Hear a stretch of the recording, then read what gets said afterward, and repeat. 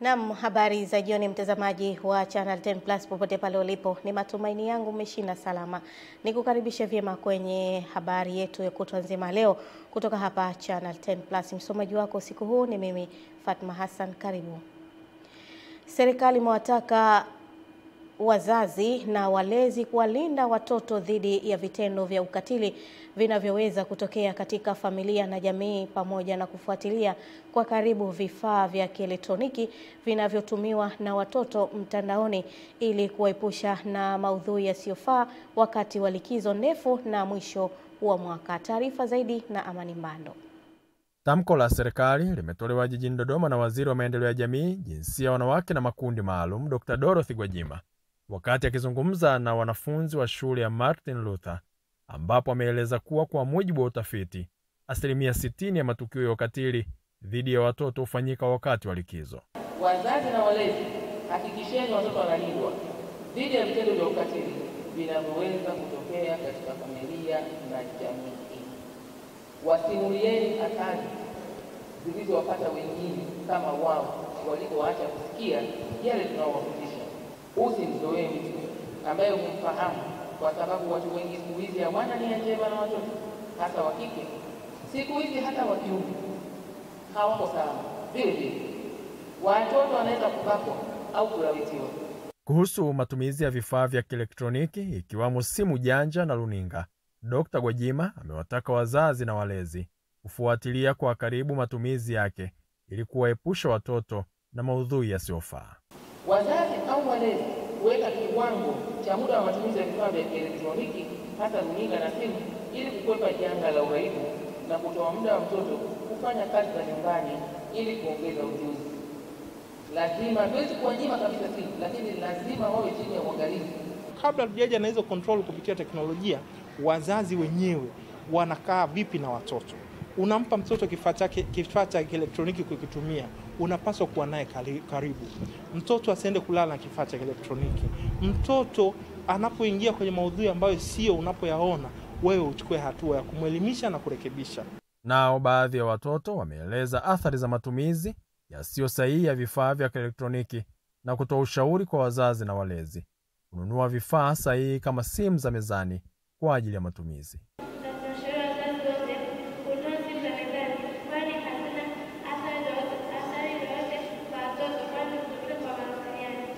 Unaweza kutuathiri kimaadili na pia inaweza kupoteza muda wetu.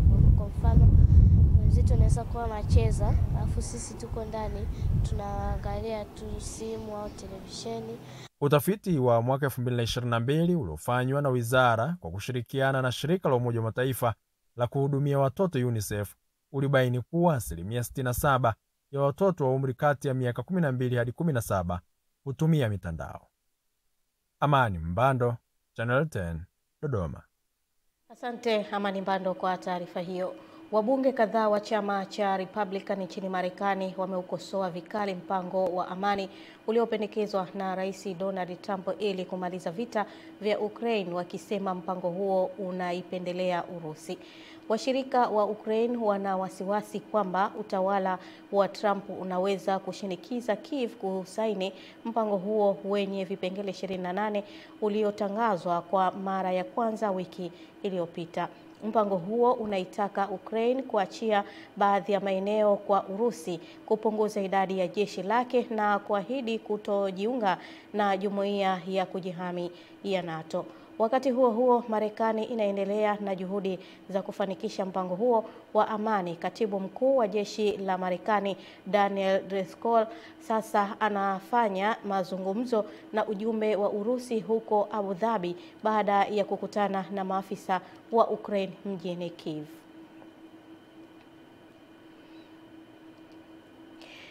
Waziri wa Nchi Ofisi ya Rais, Utumishi na Utawala Bora, Ridhiwani Kikwete ameitaka Watumishi Housing Investment kuongeza vyanzo vya mapato ili kuimarisha ujenzi wa nyumba za gharama nafuu kwa watumishi wa umma na kuchochea ukuaji wa uchumi wa sekta ya ujenzi.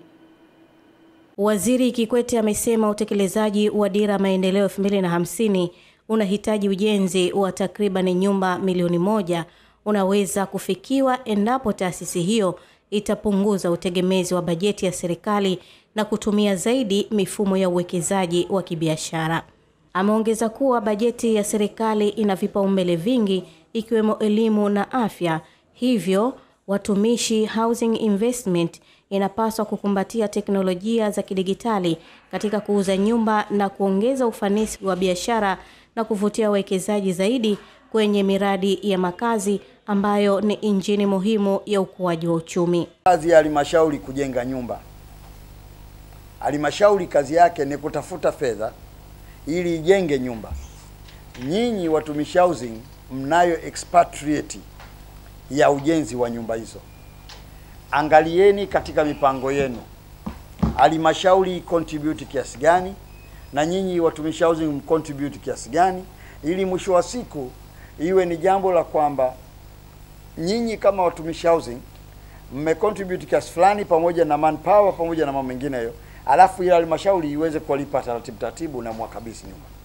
Kwa upande wake, kaimu mkurugenzi mkuu wa Watumishi Housing Investment, Stefani Solomon, amesema mfuko wa faida umefikia bilioni 49 na unatarajiwa kufikia bilioni 54 ifikapo Juni mwakani, huku gawio la wawekezaji likiwa 13.9, ishara ya kuimarika kwa utendaji wa kibiashara wa taasisi hiyo. Ni mfuko wa pamoja wa uwekezaji ambao wananchi wote sasa, badala ya kutumia wale ambao wananunua ambao ni watumishi wa umma kwenye zile nyumba na wanachama wa mifuko, sasa hivi hii mfuko ulianzishwa ni kwa watumishi wote kwa ajili ya kuwekeza kidogo kidogo. Ni mfuko ambao ni collective investment scheme ambao inamwezesha mwananchi yeyote, boda boda, mamalishe, wote wanaweza kuingia mule wakawekeza. Kutoka Dar es Salaam, Fatma Hassan, Channel 10.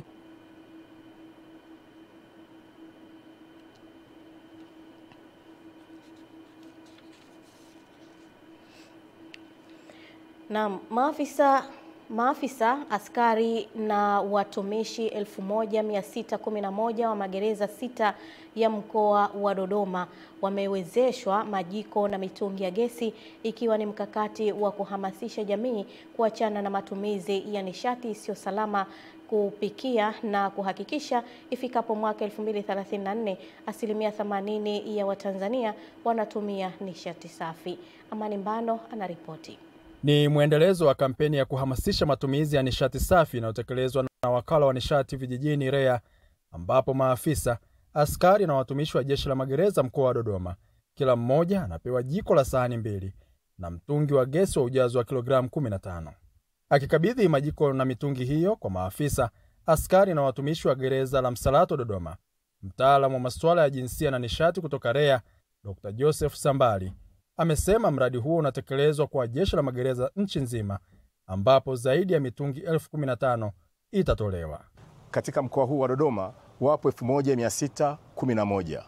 Kwa hiyo wote watakwenda kunufaika na mradi huu wa majiko ya sahani 2 pamoja na huu mtungi wa gesi wa kilo 15. Hii yote ni katika kuweza kuhakikisha kwamba tunatekeleza kwa vitendo mkakati wa matumizi ya nishati safi ya kupikia ambao unalenga ifikapo mwaka 2034 angalau 80% ya Watanzania wawe wanatumia nishati safi ya kupikia. Baadhi ya maafisa, askari na watumishi waliopewa majiko na mitungi hiyo ya gesi wameeleza namna watakavyoitumia kwa kuhakikisha wanakuwa mabalozi kwa wale ambao hawajaanza kutumia nishati safi katika jamii. Na sisi kama wanufaika wa mradi huu tutakuwa mabalozi wazuri kuelezea jamii na watu wote wanaotuzunguka umuhimu wa kutumia nishati safi katika maisha yao. Tunatoa shukrani zetu sana za dhati kupitia mradi huu wa REA uliotupatia majiko ya sahani 2 pamoja na mtungi wa gesi wa kilo 15. Utatusaidia hasa sisi akina mama kupunguza matumizi yale tuloko tunatumia ya kuni, ya mkaa. Sasa hivi tumepata nishati safi na salama. Kwa hiyo magonjwa kama ya kifua, ya kukohoa na nini, basi tutakuwa epukana nayo. Sasa hizi hata mimi naingia jikoni, frying pan na geuza mambo safi. Amani Mbando, Channel 10, Dodoma.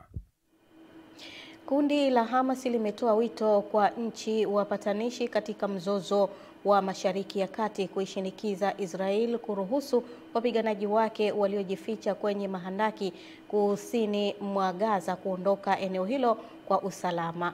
Wanamgambo hao wa Kipalestina wametoa ombi hilo baada ya jeshi la Israel kusema limewaua zaidi ya wapiganaji 20 wa Hamas katika kipindi cha wiki moja iliyopita, na kwamba wanamgambo hao waliuawa wakati wakijaribu kuondoka kwenye mahandaki hayo. Vyombo vya habari vya Israel vimeripoti kuwa kati ya wapiganaji 100 na 200 wa Hamas bado wamekwama kwenye mahandaki mbalimbali katika ukanda wa Gaza. Hayo yakiarifiwa, jeshi la Israel limetangaza kuanzisha operesheni mpya iliyoiita ya kupambana na ugaidi katika ukingo wa Magharibi unaokaliwa kimabavu, ambapo jana lilishambulia maeneo 11 eneo hilo.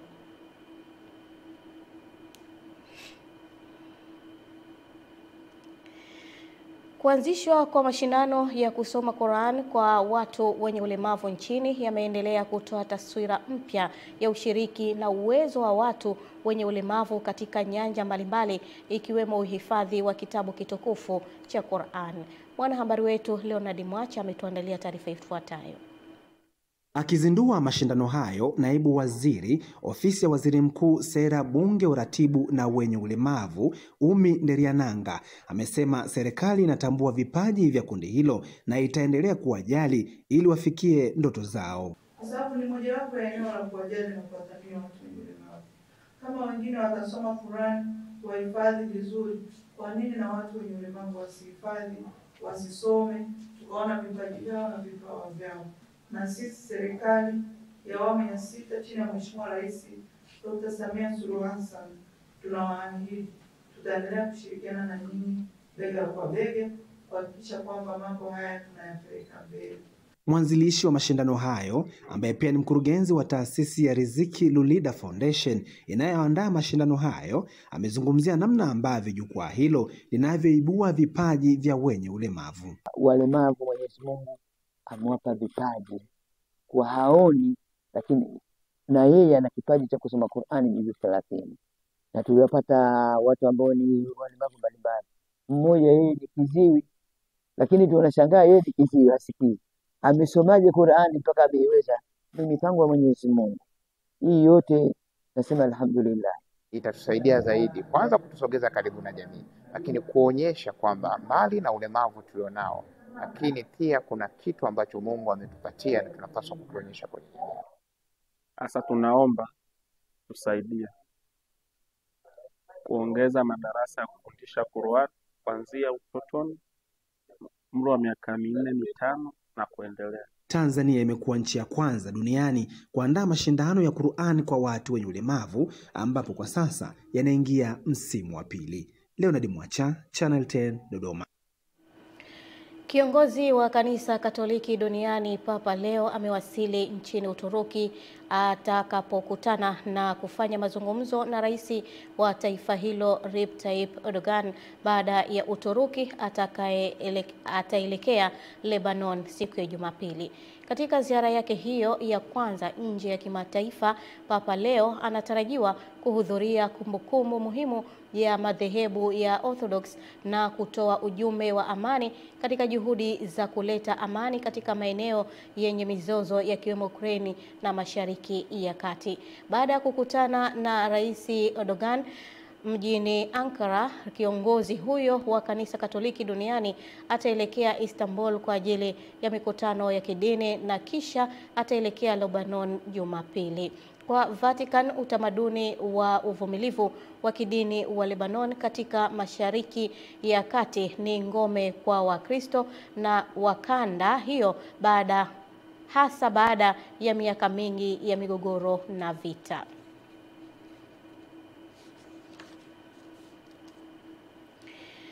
Waziri wa Ardhi, Nyumba na Maendeleo ya Makazi Dr. Leonard Akwilapo amesema katika uongozi wake ndani ya wizara hiyo atahakikisha kuwa anamaliza migogoro yote ya ardhi nchini na kuzitaka taasisi za umma na binafsi kuzuia maeneo yao ya ardhi kuingiliwa na watu wengine ili migogoro mipya ya ardhi isiibuke nchini. Mwandishi wetu Adam Malima kutoka mkoani Mtwara anayo taarifa kamili.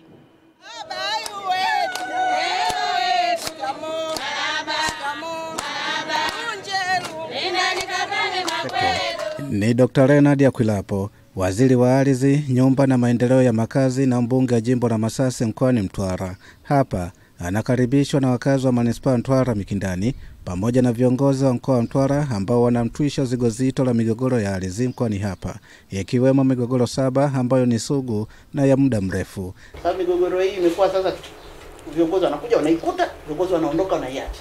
Inaendelea hivyo hivyo, haifiki mwisho. Kwa hiyo kuna baadhi ambayo tutahitaji hekima ya wizara, mwongozo wa wizara ili iweze kutatuliwa. Migogoro hii ni mfupa mgumu ambao watangulizi wake hawakukamilisha kuitatua. Imenitisha kwanza. Leo nikuja nakutana na mambo mazito. Hata hivyo, mikakati yake ni kumaliza migogoro hiyo na mingine kote nchini. Muda umefika wa kuanza vizuri, kuanza upya. Hii migogoro ya kwa tunarithishana. Ameondoka Dejembe na kuja mimi na mimi nitaondoka nitamwachia sijui nani. Nafikiri muda umefika. Katika wakati wangu huo nitajitahidi migogoro yote tuimalize. Mwenyezi Mungu atusaidie. Nikishindwa basi angalau 1% kubwa ndio nimemaliza. Kufanikisha lengo hilo, anataka taasisi za umma na binafsi kuzuia mapema migogoro isijitokeze kwenye maeneo yao. Nitoa wito kwa taasisi zote nchi nzima kulinda maeneo yake ili kusitengenezwe migogoro na ikaendelea kuongezeka. Itakuwa sasa ni crisis kubwa kwa wizara. Wakitusaidia hilo, sisi tutajipanga ili tukabiliane na hii iliyopo. Dr. Leonard Akwilapo anaanza kutekeleza mikakati hiyo kwa kurasimisha ardhi kwa kuwapatia wananchi hati miliki za ardhi zao. Linalofanyika ile zoezi tunapata faraja, ina maana hata majirani kati ya huyu na huyu mipaka nayo wanakuja na turekebishia kama hivi. Tunapenda, yani inakuwa iko vizuri. Kutoka mkoani Mtwara, Adam Malima, Channel 10. Shukrani sana Adam Malima kwa taarifa hiyo. Nayo taarifa yake basi inatupa nafasi kwenda kuzitazama habari za biashara na uchumi. Endelea kusalia nasi.